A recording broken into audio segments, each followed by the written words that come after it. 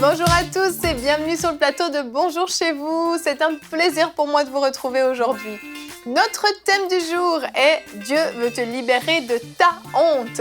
Et aujourd'hui, c'est Frank qui va nous apporter la pensée du jour. Et ensuite, il répondra à une question dans « Pasteur, j'ai une question ». Comment faire pour sortir de la masturbation et des films pornographiques?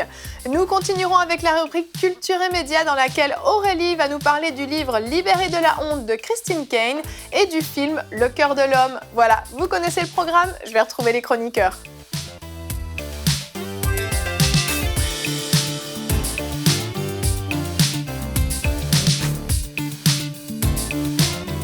Bonjour tout le monde. Bonjour Evelyne. Bonjour Evelyne. Vous êtes bien réveillés aujourd'hui? Tout à fait. Evelyne Lebeau. Comme chaque matin, j'espère en tout cas. Vous allez bien? Ça va très bien. Ça va. Très bien. Super. Aujourd'hui, un thème important, sérieux, qui concerne peut-être plus de monde que ce qu'on peut le croire. Oui.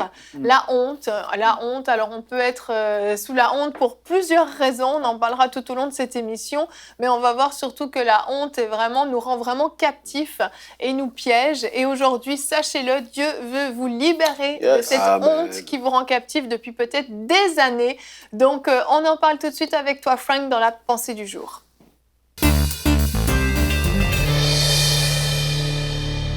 Frank, le titre de ta pensée est « La honte peut te garder dans le péché ».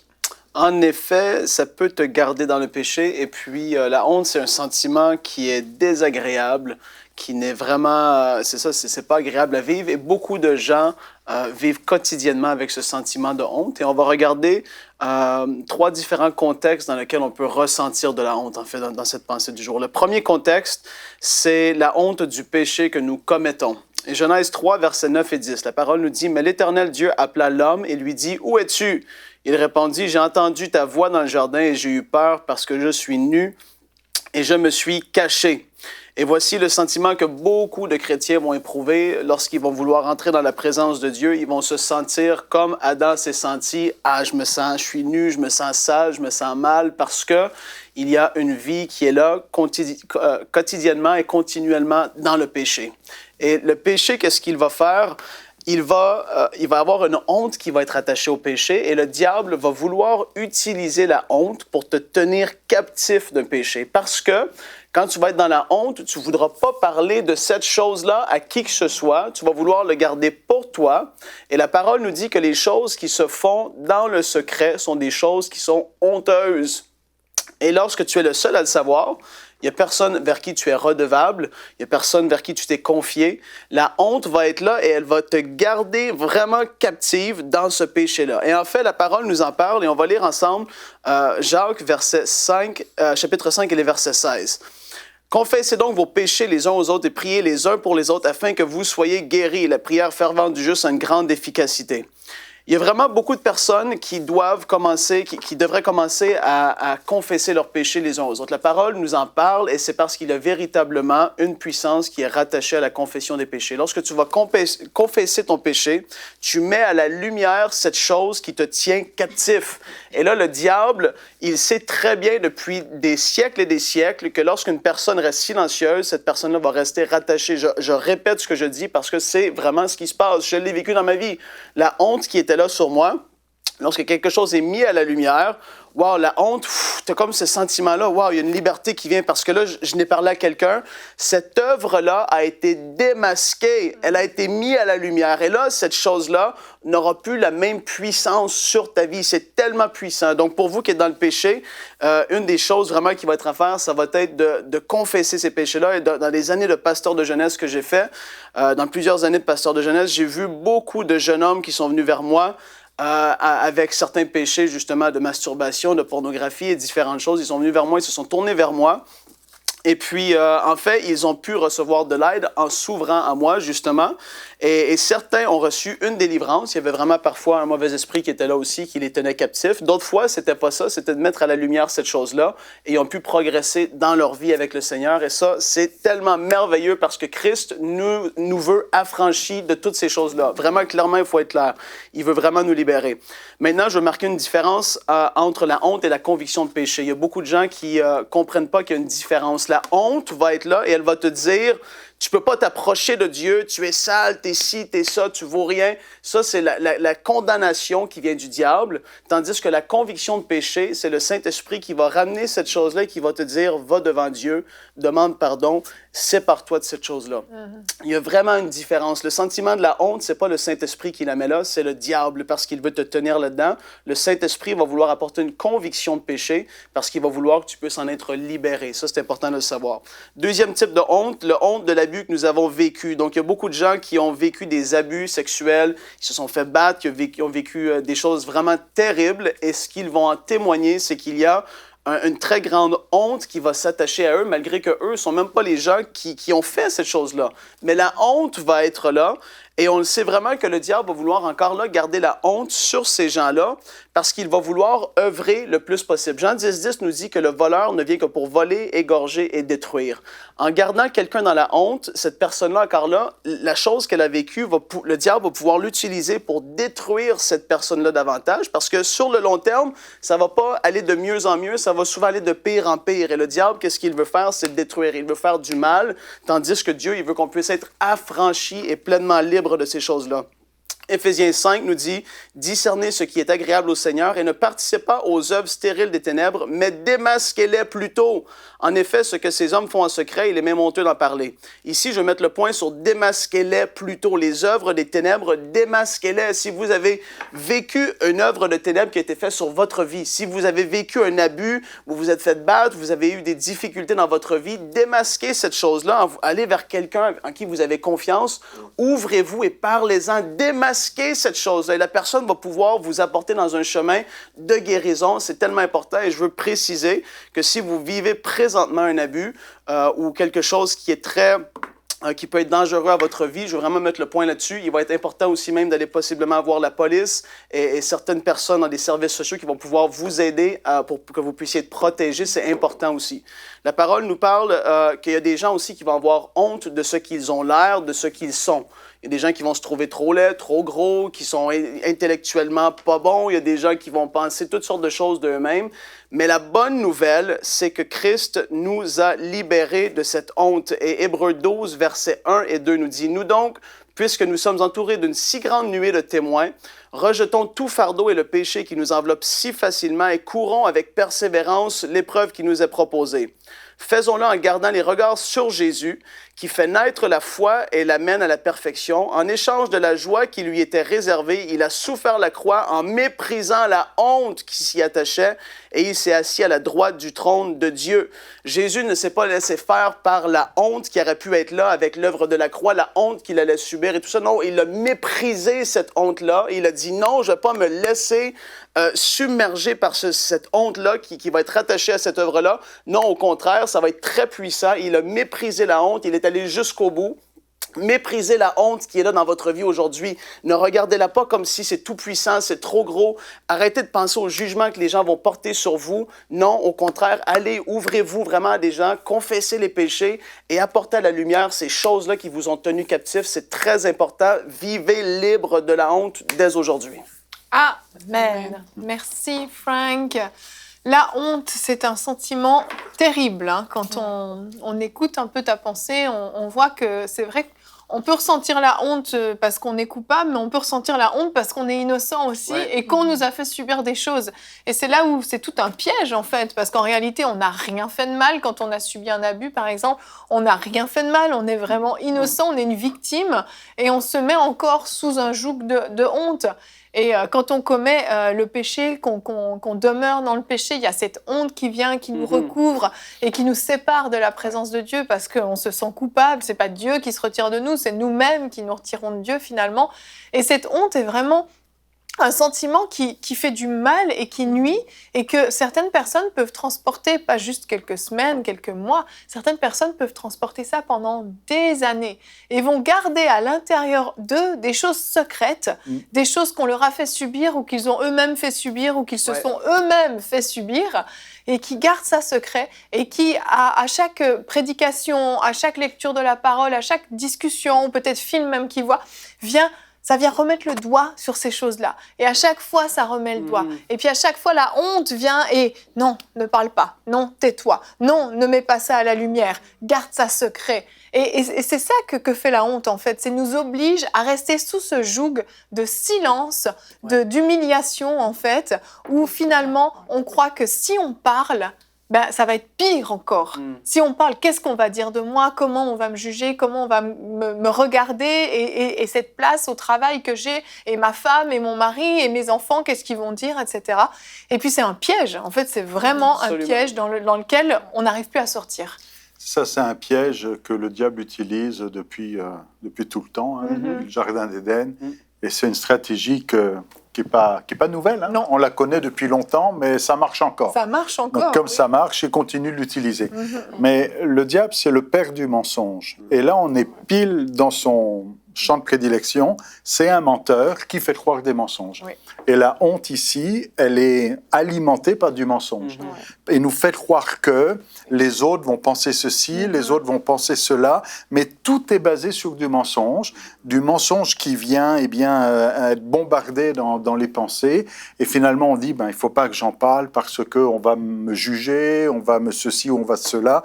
Et donc, du coup, cette honte vient paralyser et vient nous empêcher de faire ce que Dieu attend de nous.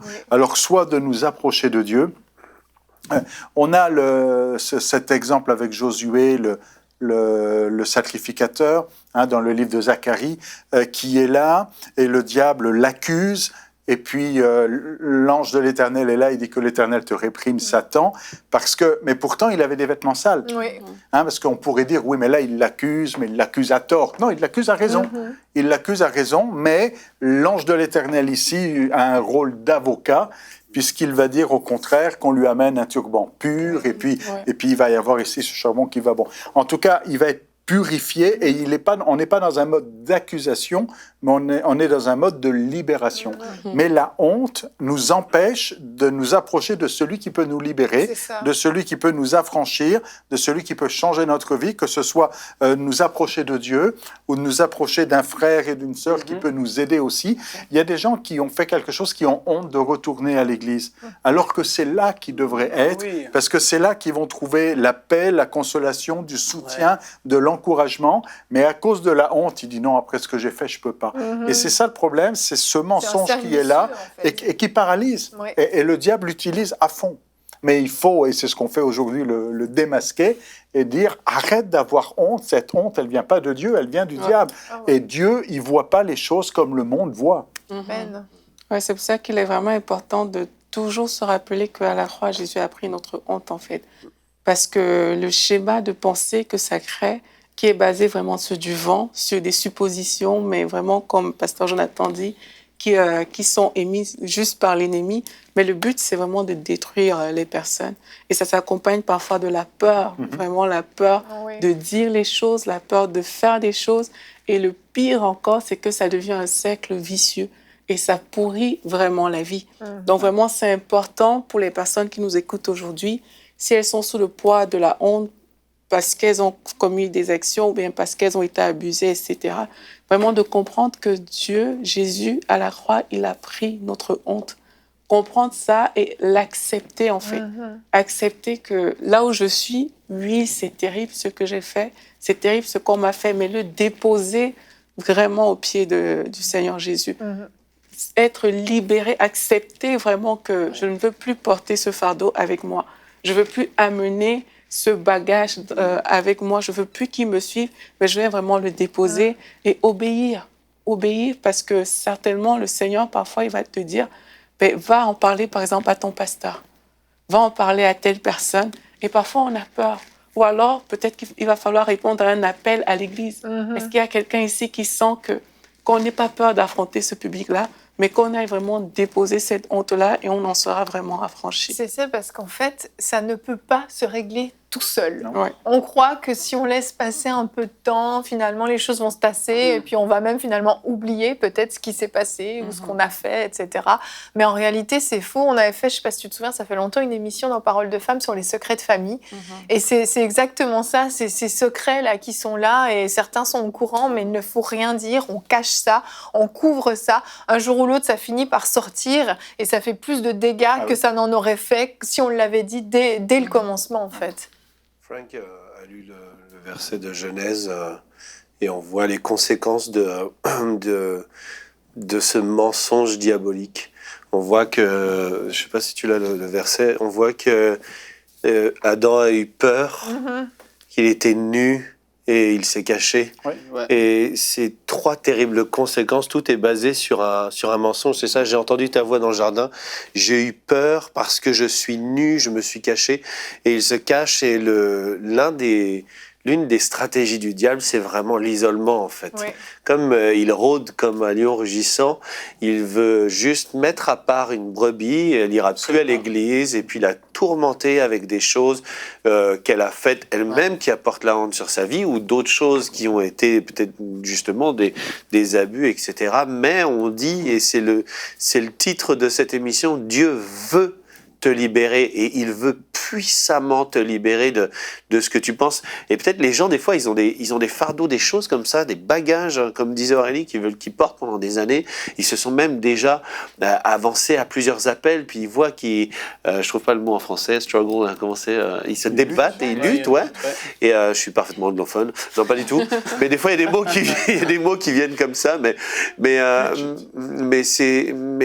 faut pas être découragé parce que le désir de Dieu, c'est vraiment de libérer, c'est vraiment de nous défaire. Et on voit que la honte, c'est un vêtement, en fait. Parce qu'Adam a mis son vêtement de honte à ce moment-là. Non pas que ce soit génial de se promener tout nu, mais en vrai, c'est devenu son vêtement, c'est devenu ce qui allait le cacher, ce qui allait le tenir, je sais pas, dans une certaine pseudo-sécurité, en fait, parce que ouais, c'est ça s'attache à sa vie. Mais non, c'est pas du tout une fatalité. Dieu veut vraiment, même si ça fait des années, les gens qui nous regardent aujourd'hui, vous allez vivre vraiment vous allez vivre une délivrance au nom puissant de Jésus. On le déclare sur votre vie. Vous êtes libérés de ce péché, de cette honte qui vous entoure. Au nom puissant de Jésus, on prend autorité sur cette honte. Vous êtes délivrés en ce jour même. Amen. Commencez à le croire, à le vivre et à le confesser sur votre vie. C'est tellement important. Ça peut vous voler votre destinée. Mais Dieu veut vous amener dans votre destinée. Donc, il combat pour vous. Amen. Amen. Ce que j'ai vu dans les années où je prêche, quand j'ai fait des appels, comme te disait Aurélie, des fois, c'est arrivé, j'ai eu des paroles de connaissance par rapport à un esprit de suicide. Et là, tu vois, c'est de la honte. Ça. Oui. Te lever quand il y a une parole comme ça, je veux dire, t'as la honte qui est là. Ben oui. Mais la personne, tu vois, elle vit une délivrance, mais de fou. Et c'est pour ça que je mets le point vraiment sur les gens, qu'est-ce qu'ils vivent, ou si vous avez vécu quelque chose. La clé, ou vraiment une des clés, c'est d'apporter à la lumière cette chose-là. Vraiment. Je peux pas mettre assez d'envergure là-dessus. Quand les jeunes sont venus vers moi avec des péchés quelconques dans le passé, il mettait à la lumière, il disait non, cette chose-là n'aura plus d'emprise sur ma vie. C'est comme un pas, une déclaration forte et puissante. Ça, c'est fini, j'ai plus honte de toi, je te veux plus dans ma vie. Et quand tu es rendu au point où tu le dis, c'est parce que tu en as assez. Oui. Et là, le diable, il n'y a plus d'emprise, il n'y a plus ce droit légal-là sur ta vie. Ce droit qu'il avait, il l'a plus parce que tu l'as mis à la lumière et là, tu vas prier avec quelqu'un de confiance et cette chose-là doit briser, c'est sûr et certain. Tout récemment, je prêchais, il y avait un jeune qui s'était avancé à un appel et il était à terre, il avait j'ai une honte. Et c'est comme ça le rongeait de ce qu'il avait fait dans le passé, des choses qu'il avait dit. Il a poussé un grand cri, je me rappelle, et puis tu vois, c'est quelque chose qui tourmente les gens. Oui. Et c'est le diable, comme tu dis, Jonathan, ça fait des siècles et il n'arrêtera pas parce qu'il veut te tenir captif pour voler, égorger et détruire. Il veut te voler à tout niveau. Il veut voler même ta dignité, comment tu te vois, ton identité. Il veut voler tout ça. Il est vraiment un pourri et il veut te pourrir la vie, vraiment. Il ne faut pas prendre ça à la légère. C'est l'accusateur des frères. Et c'est fou de voir que même des gens qui ont été abusés, qui eux-mêmes commencent à se croire Coupable, oui. Coupables parce qu'ils ont été abusés. Et ça, c'est vraiment faux. C'est Parce que terrible. le verset que Frank a utilisé, démasquez-les plutôt. La Bible nous dit ne nous dit pas d'être patient ou de les ignorer ou bien de faire, dit démasquez-les. Il faut démasquer, mettre en lumière. Vraiment le plus tôt. Pas attendre que ça devienne quelque chose qui nous s'installe, vraiment, qui rend la vie impossible pour en parler. Mais même si la chose nous semble banale, même si elle semble ne pas avoir une incidence directe, il faut démasquer cette chose-là le plus rapidement possible. Quelqu'un qui serait rongé par la honte aujourd'hui, puis qui nous écoute en disant « mais moi là c'est trop, je suis honte ». Mais cette honte-là, en fait, c'est un accès au diable. Cette honte, c'est comme une emprise que le diable a, et tant que la honte est là, il peut s'accrocher à quelque chose. C'est ça. Mais quand on libère et quand on est libéré de cette honte, le diable n'a plus d'emprise. Parce que tant qu'il y a la honte, c'est comme si le péché du passé, c'est comme si l'offense du passé est toujours en train de vivre. À chaque fois qu'on vit la honte, on rappelle le passé et on le revit constamment et constamment. Et c'est pas passé, c'est toujours là parce que la honte entretient ces choses. Tandis qu'une fois qu'on est libéré de cette honte, le passé est passé. Les choses anciennes sont passées, puis on peut aller à quelque chose de nouveau. Alors c'est pas facile, on va dire mais c'est quoi le remède? Il y en a qui disent comment ça marche? J'aimerais bien moi être libéré de la honte. Mais c'est ce que dit Frank, et ça c'est la clé, c'est la lumière, c'est déjà d'en parler, c'est pas de rester replié sur soi-même, c'est avoir avec humilité, être capable de l'exprimer déjà à Dieu, déjà être capable de le verbaliser dans la prière et de demander à Dieu son aide là-dessus, mais aussi entre frères et sœurs, la confession, on ne parle pas ici d'un confessionnel, on parle ici d'être capable de dire écoute, j'ai besoin que tu m'aides. Quand il y a quelque chose qui est trop lourd à porter, on le porte à plusieurs. Et c'est ça aussi une famille et des frères et sœurs. On est là pour nous supporter les uns les autres, pour porter ensemble et puis pour nous encourager, pas pour nous juger. Parce que des fois, c'est ça aussi le problème, c'est qu'il y en a qui vont juger tellement vite qu'on dit je ne vais pas en parler, ils vont me juger. On n'est pas là pour juger. On est là, c'est le diable qui juge. On ne va pas faire le rôle du diable. Et si vous jugez votre frère, vous êtes du côté du diable. Ce n'est pas le rôle qu'on veut avoir aujourd'hui, mais on veut au contraire dire il n'y a pas à avoir honte. Je veux dire, oui, il s'est passé ce qui s'est passé, mais aujourd'hui, avec Dieu, les choses vont changer. Et quand on met à la lumière, c'est comme ça que ça avance. Et puis on fait de la honte, on fait de ce sujet un témoignage du fait que Dieu nous a libérés et qui peut aider d'autres personnes. C'est vrai. Le verset du jour aujourd'hui est dans le psaume 34 au verset 6. C'est la clé pour vous, mes frères et sœurs. Quand on tourne vers lui les regards, on est rayonnant de joie. Écoutez bien la suite du verset. Et le visage ne se couvre pas de honte. Et ça, c'est très important. Quand on se tourne vers le Seigneur de tout son cœur, sincèrement, avec humilité, reconnaissance son péché, reconnaissance qu'on a subi, reconnaissance sa souffrance, son offense, on n'est pas couvert de honte comme Adam l'était dans le jardin où il s'est caché de Dieu. Au contraire, on s'expose devant Dieu, on expose les choses devant Dieu. Et puis c'est là que justement, on peut être rayonnant de joie. On peut recevoir cette joie et cette paix. Il faut bien méditer sur ce verset, puis relisez-le bien. Quand on tourne les regards vers lui, on pourrait avoir tendance à dire, si je me tourne vers Dieu, il va voir tout ce qui ne marche pas. Non. Et il y a de quoi avoir honte parce que j'ai fait ça, j'ai fait ceci, j'ai fait cela. Mais au contraire, on est rayonnant de joie. Pourquoi on est rayonnant de joie? Parce qu'on voit que Dieu n'est pas celui qui nous juge sur tout ce qu'on a pu faire, parce qu'il connaît tout, tout ce qui était en secret, en cachette, et puis depuis la naissance, et même dans le ventre de ta mère. Bon, en tout cas, il connaît tout ça, mais notre visage ne se couvre pas de honte, parce que c'est lui qui rayonne sur nous et qui ne met pas la honte et puis il ne vient pas nous accuser comme ça, mais nous relever justement. Amen, amen. Et Frank, l'une des choses pour lesquelles tu l'as dit, c'est les hommes, mais ça peut concerner les femmes aussi. Il ne faut pas limiter ça aux hommes. C'est la pornographie et la masturbation. Emmanuel de France nous a posé la question comment faire pour sortir de la masturbation et des films pornographiques. Et c'est déjà très courageux, je trouve, de poser la question. C'est déjà assumer qu'on a un problème à ce niveau-là et puis se donner l'opportunité d'en sortir. Et on reçoit très souvent ce genre de demande par email, parce que c'est plus facile de le dire par email plutôt que de le dire en face de son pasteur. Oui, et puis justement, j'étais quelque part récemment encore là et quelqu'un est venu me voir après la réunion, un jeune. Il n'est pas allé voir son pasteur, il est venu me voir moi. Oui, c'est plus facile. Parce que c'est plus facile. Mais c'est la drogue d'aujourd'hui. Et vraiment, les gens vont être d'accord, ça va endommager ton cerveau autant, si pas plus, que la cocaïne, la pornographie. C'est pas des farces.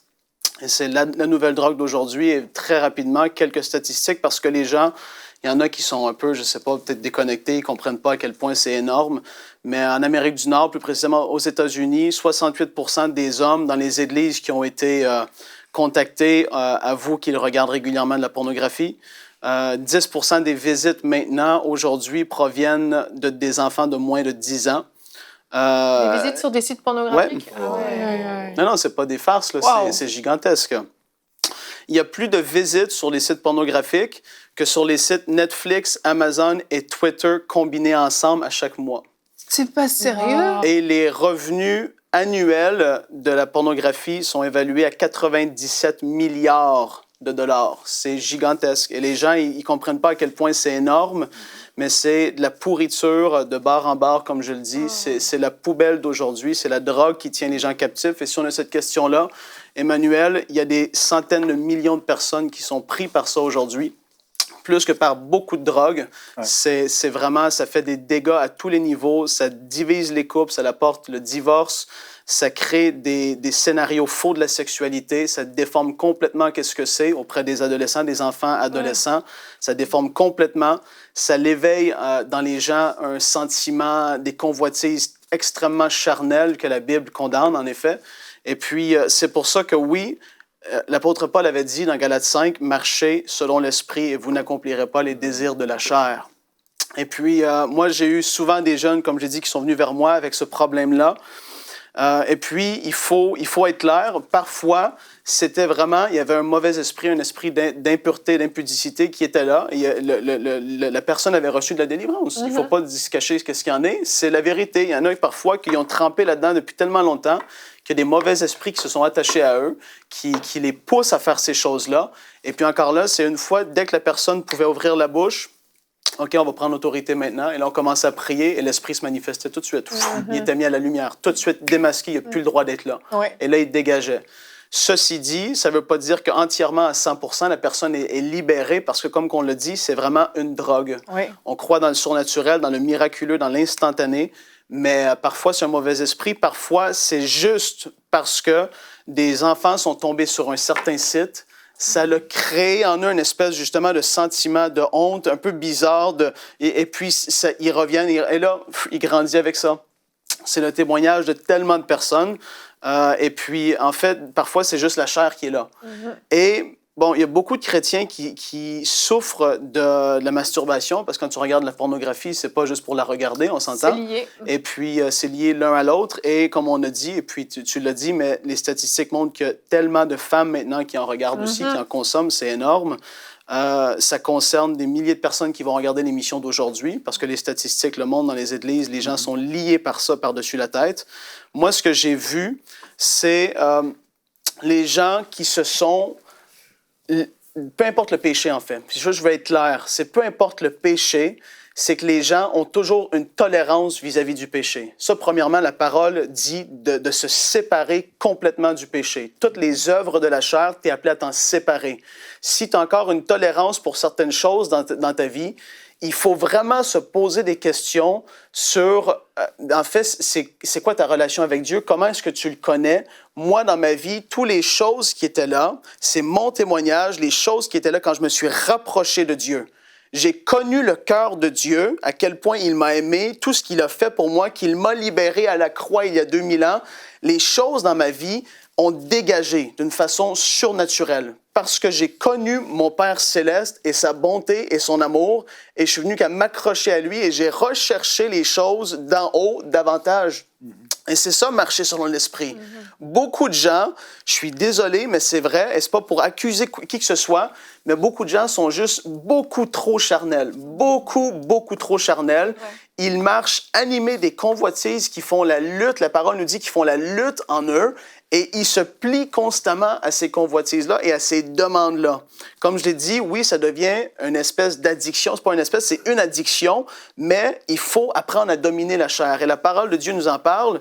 Je vais aller dans Romains chapitre 6, Et les versets 1 et 2, la parole nous dit, « Que dirions-nous donc? Demeurions-nous dans le péché afin que la grâce abonde? Loin de là! Nous qui sommes morts au péché, comment vivrions-nous encore dans le péché? » Et là, il continue au verset 6, écoutez bien, « Sachant que notre vieil homme a été crucifié avec lui, afin que le corps du péché fût détruit pour que nous soyons plus esclaves du péché, car celui qui est mort est libre du péché. » Et ça, c'est la question que je te pose aujourd'hui. Est-ce que tu es mort avec Christ?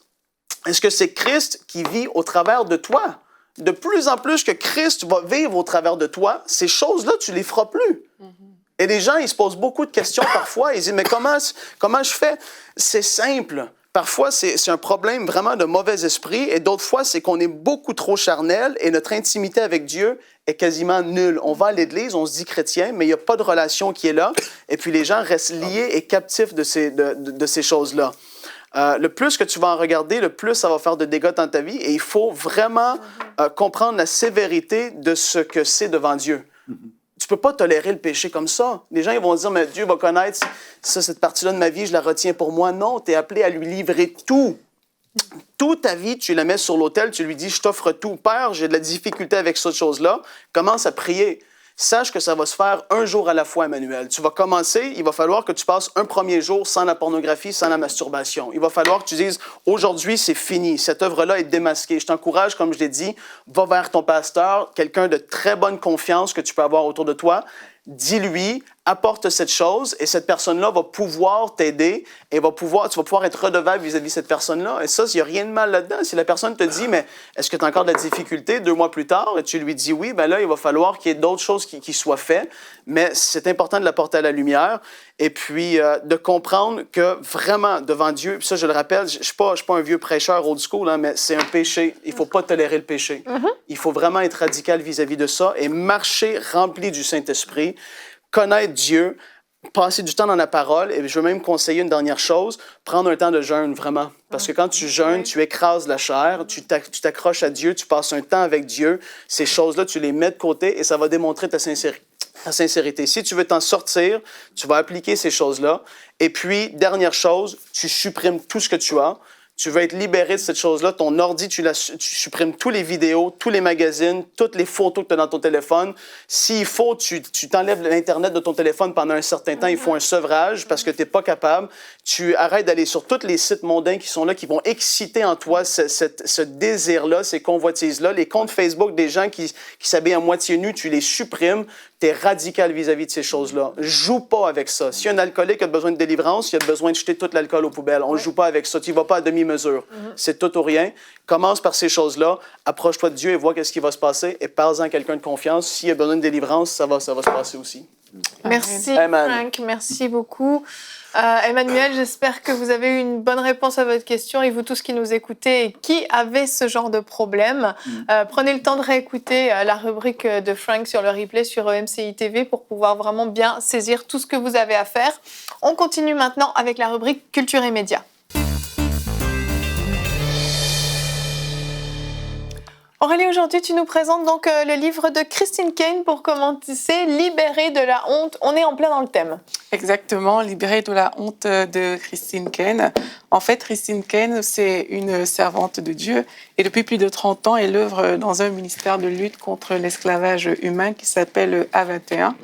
Et dans son témoignage personnel, elle raconte qu'elle a été adoptée et qu'elle ne l'a su qu'à l'âge de 33 ans. Et aussi, elle raconte qu'elle a été abusée dans son enfance par environ 4 hommes différents. Donc, elle dit qu'elle-même, elle sait c'est quoi la honte après avoir vécu toutes ces choses-là. Et en fait, dans son livre, elle fait remarquer au fait que la honte déjà apparaît depuis le Jardin d'Éden, comme on l'a partagé, je vais y arriver.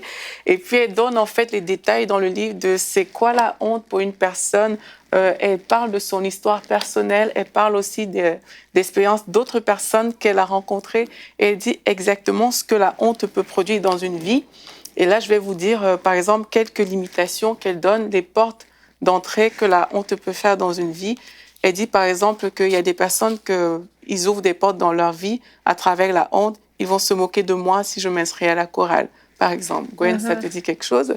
Mon ex-mari a dit que personne n'allait m'aimer, alors pourquoi essayerais-je de sortir avec quelqu'un d'autre? Le nombre de participants aux réunions des femmes a diminué depuis que j'ai pris la chose en main. En fait, elle montre toutes les voix qui peuvent nous parler dans différents domaines. Elle en cite vraiment plusieurs. Je suis trop âgée pour faire une différence dans le monde. Si j'étais vraiment une femme, j'aurais déjà des enfants. J'ai toujours été célibataire. Qui voudrait épouser une fille de plus de 30 ans? En fait, elle donne tellement de choses qui montrent en fait que on peut avoir ces pensées-là. La honte, c'est un schéma de pensée qui vient s'installer et qui vous fait penser différentes choses. Et au final, ça nous embrouille et ça nous décourage complètement par rapport au plan de Dieu dans notre vie. Et elle encourage toutes les personnes qui l'écoutent. Elle parle beaucoup aux femmes dans son livre, mais vraiment, c'est un livre qui concerne tout le monde.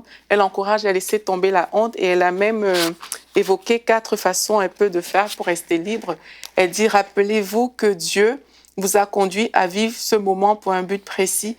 Il vous prépare pour le futur qu'il vous réserve. Remerciez-le pour le défi grâce auquel ce géant a été débusqué. Exprimez votre détermination à le suivre, à lui obéir et à lui faire confiance au lieu de retourner en courant vers le désert pour y protester et vous y plaindre.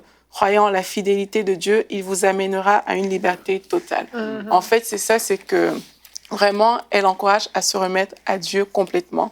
Lorsqu'on passe par la honte, il faut comprendre que Dieu a un plan pour notre vie, il a quelque chose de meilleur et que lui, il ne nous regarde pas au travers du regard de la honte.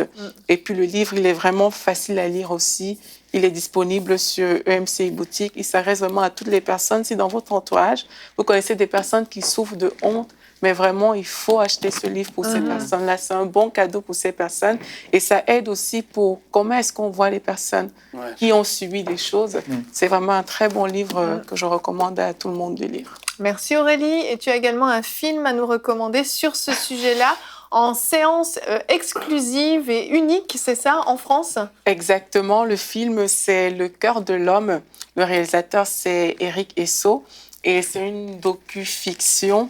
En fait, pour aller très vite, dans le film met en avant des témoignages, donc des témoignages des personnes qui ont été libérées de la honte. Et en parallèle, ça raconte l'histoire du fils prodigue. Donc, c'est vraiment une docu-fiction.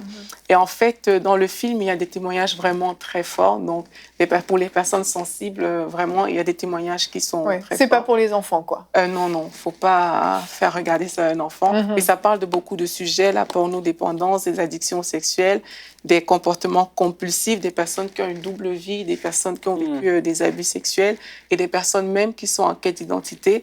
Et en fait, ce qui est bien dans le film, c'est que ça ne porte pas un regard moralisateur, un regard de jugement par rapport à ces personnes-là, mais le film décrit quand même les souffrances par lesquelles ces personnes sont passées, parce qu'il y a quand même des conséquences en fait aux actions qu'on a posées.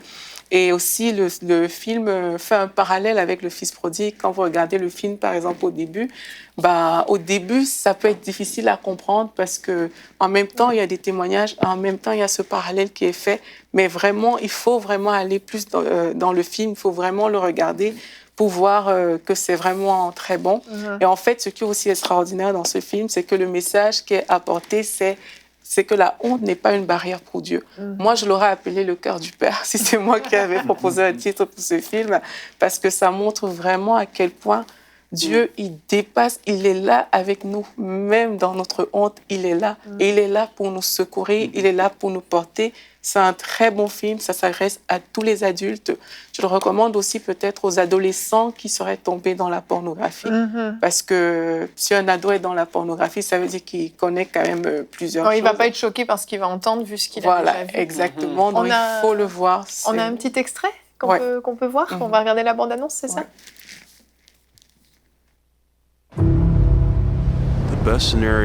À mes yeux, la meilleure solution qui s'offrait à moi quand je vivais dans l'obscurité était de tout garder pour moi. Car si personne n'était au courant, personne n'en souffrirait. Un jour, j'ai compris que j'étais totalement perdu et que j'avais besoin de me faire aider. Certains d'entre nous sont trop brisés pour être capables de penser en dehors d'eux-mêmes. Il faut qu'on finisse par se faire attraper, d'une manière ou d'une autre. C'est une bénédiction à la fois belle et terrifiante. C'était comme m'abandonner à une drogue. je ressentais cet incroyable sentiment de culpabilité et de honte qui s'y rattachait, mais en même temps, je me sentais planer. Je suis intimement persuadé que j'ai vraiment quelque chose qui cloche. J'ai toujours eu le sentiment que Dieu était légèrement écœuré par moi. Savoir qu'il m'aimait ne m'aidait pas vraiment, parce qu'au bout du compte, il allait quand même finir par me juger. Quoi que je fasse pour faire bonne figure ou paraître bien, pour faire ou dire ce qu'il fallait, la honte était toujours là pour me rappeler que j'étais mauvais. Et quand on est mauvais, Dieu ne nous aime pas. Il ne veut rien avoir à faire avec nous. Cet amour-là se mérite. La honte est le sentiment qui guide mon comportement compulsif. J'en étais pourtant esclave. C'est là que ça a fait tilt. La luxure, c'est un désir devenu fou. Tous les hommes et les femmes sont concupiscents. Jusqu'à ce qu'un jour, nous comprenions que c'est une addiction qui va finir par nous tuer.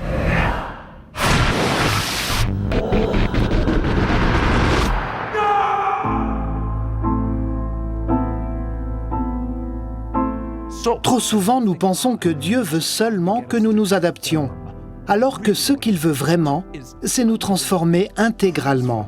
Si seulement nous pouvions pénétrer la profondeur de son amour, nos existences en seraient profondément transformées.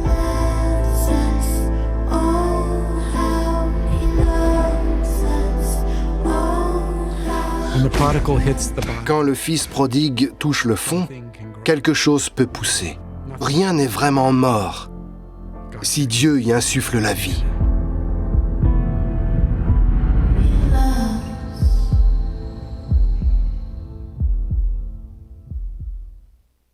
Quel film! Oui, c'est vraiment touchant. Et puis, il y a un côté poétique dans la parabole du Fils prodigue. Et vraiment, si des personnes doutent encore de l'amour de Dieu aujourd'hui, mais il faut que ces personnes regardent ce film-là. C'est ça, en sortie unique, donc qu'une seule séance au cinéma en France, dans plusieurs cinémas de France, le 15 novembre, c'est ça? Dans les meilleures salles. Dans les meilleures salles. Oui, c'est ça. Donc vraiment, si des personnes doutent de l'amour de Dieu, et même si les personnes ont envie de savoir comment se comporter avec des gens qui ont des problèmes, vraiment, il faut regarder ce film. Allez sur Sage Productions, j'imagine qu'on a toutes les informations sur Sage Productions.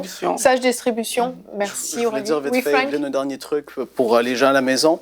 J'ai abordé le sujet d'un point de vue spirituel. Il y a certaines ressources qui existent, mais plus en anglais, par rapport à la pornographie pour être libéré de ça. Il y a une série qui s'appelle Conquer, en anglais, qui a aidé, je crois, plus de 500 000 hommes jusqu'à présent à travers le monde. On peut l'avoir sur le web. Puis, mais je veux juste préciser qu'il y a ça qui existe, mais je reste convaincu que le péché à la base, c'est une œuvre de la chair qui est là puis qui doit être dominée. Mais je voulais juste le préciser pour être sûr s'il y en a qui veulent aller chercher plus loin pour des ressources. OK, merci beaucoup. Merci à vous pour cette émission. C'était une émission qui était très forte, très intense, parce que le thème en valait la peine. Et j'espère vraiment qu'à la maison, vous avez pu expérimenter quelque chose de suffisamment fort qui va vous pousser à sortir de la honte, à sortir des ténèbres. Alors peut-être que maintenant, vous allez peut-être devoir prendre votre téléphone, appeler votre pasteur, appeler votre mère, votre père, peu importe, appeler quelqu'un de confiance à qui vous allez pouvoir dévoiler votre problème, sortir de la honte, sortir des ténèbres, démasquer ce qui vous maintient sous la honte. On se retrouve demain, notre thème sera « Dieu peut transpercer les cœurs les plus durs » et nous aurons la rubrique « C'est mon histoire » avec le pasteur Semayas. Merci de nous avoir suivis et bonjour chez vous.